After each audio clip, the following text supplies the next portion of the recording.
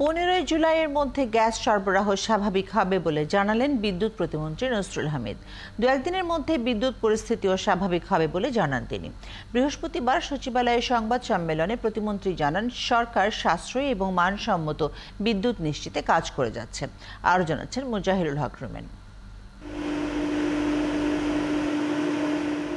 ঘূর্ণিঝড় রিমেল আঘাত হানার আগে থেকেই আমদানি করা গ্যাস সরবরাহ বন্ধ করে এক্সিলারেট ও সামিটের দুটো টার্মিনালই সরিয়ে নেওয়া হয়, কিন্তু তাতেও রক্ষা হয়নি।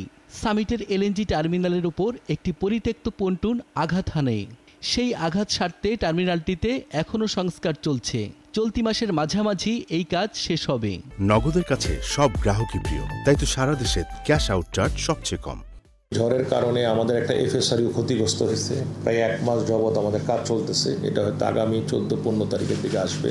15-16 তারিখের দিকে আমরা আশাবাদী যে গ্যাস নিরবিচ্ছিন্ন হয়ে যাবে। প্রতিমন্ত্রী জানান, বিদ্যুৎ সরবরাহ শিগগিরই স্বাভাবিক হবে। বেশ কিছু বড় বেজলোড বিদ্যুৎ কেন্দ্র উৎপাদনে এসেছে। বিদ্যুৎ উৎপাদনে এসব কেন্দ্রকে গুরুত্ব দেওয়া হচ্ছে। তেলভিত্তিক বিদ্যুৎ কেন্দ্রগুলো বন্ধ করে দেওয়ার প্রক্রিয়া চলছে বলেও জানান তিনি।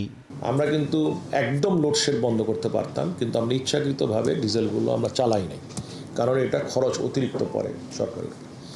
ডিজেল আমরা মোটামুটি এখন বেরিয়ে আসছি, সম্পূর্ণভাবে হাতের কাছে কিছু রাখছি।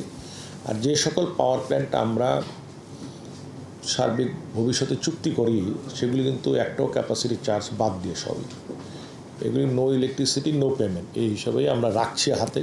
যদি মনে করেন যে পায়রা বন্ধ হয়ে গেল, তো এটা সাবস্টিটিউট কি চালাবো, তখন এগুলি চালু করতে চাই। নতুন বাজেটে বিদ্যুতের বিতরণ ও সঞ্চালন ব্যবস্থার মান উন্নয়নকে গুরুত্ব দেওয়া হচ্ছে বলেও জানান তিনি। তো নিরবিচ্ছিন্ন রাখা একটা বড় চ্যালেঞ্জ। মুজাহিরুল হক রুমেন, 71, ঢাকা।